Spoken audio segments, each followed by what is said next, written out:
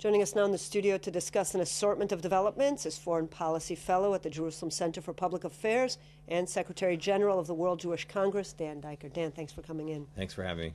The Victoria freighter, loaded with Iranian arms, bound for Egypt and terrorists in Gaza. How much of a strategic threat does this pose for Israel? Well, what was found on this particular ship, the Victoria, which had not been found in the past, were these C-704 ship-to-shore missiles, which actually could target Israel's oil fields and gas reserves, that exist off our western coast, and that creates a new type of what's called balance-breaking threat that didn't exist before. There were 50 tons of weapons found this time, as opposed to 500 tons found about a year and a half ago on the Frankhoff, which also came from Iran.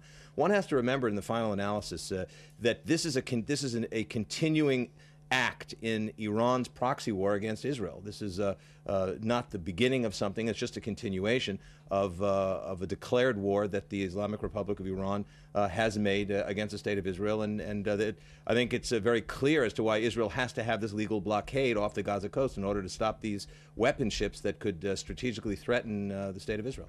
Dan, the foreign diplomats in Israel were shown the weapons cache today. What kind of diplomatic gains can be expected? Everyone's heard about it. No one seemed to come out in huge support of Israel or in condemnation of Iran or anywhere else. What can we expect this to do for Israel's diplomatic face? I think that the diplomatic response generally regarding threats against Israel is sort of one of amortized patience around the world. I think that the international community, unfortunately, is really growing tired of the entire business, unfortunately. And we saw in the Frankhoff and in other discoveries that there were no major expressions of outrage from the international community, even though it's clear that these types of weapon ship discoveries that are sent by Iran are a major threat to Western interests in the Middle East. And now we have a Middle East that is in complete upheaval. Clearly, Iran is taking advantage of that fact. I think it would behoove Israel and all of its public diplomacy organs to emphasize to the West that this is a strategic threat to vital Western interests of stability and security in the Middle East. That's the job that Israel has as being the only Western country on the front lines of a war of radical Islam against Israel and Western interests in the Middle East. Dan, the horrible massacre in Itamar shows the true face of Palestinian terror. The attack just came shortly after it became known that the Prime Minister is preparing to announce a new diplomatic plan that is expected to include an interim Palestinian state.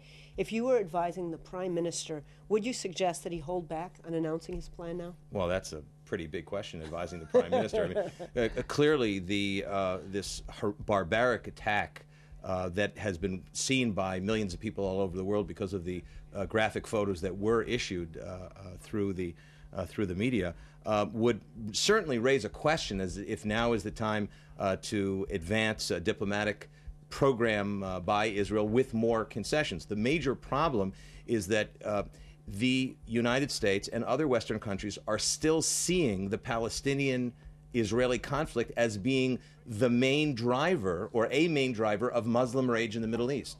As extraordinary as that is, after the attack by these two Palestinian terrorists that have yet to be located, and in view of all of the upheaval in Arab countries across the Middle East, but that is still the reality. Therefore, there is a lot of pressure, some of it self-imposed by the Israeli government, to come up with a plan that could protect Israel's vital interests, both its rights in this conflict as well as its security interests. But as I actually have been told by Palestinian interlocutors, a temporary Palestinian state or interim Palestinian state in temporary borders is unacceptable to the Fatah and to the Hamas organs. So the question becomes, who on the other side is going to accept this? There is no real partner on the other side. The Fatah haven't had elections in the year, and the Hamas in Gaza hate the Fatah, and the Fatah hate the Hamas more than the Palestinian Authority hates Israel, if you can believe it. You can believe that. So if you put all of that together, the chances of such a diplomatic initiative succeeding,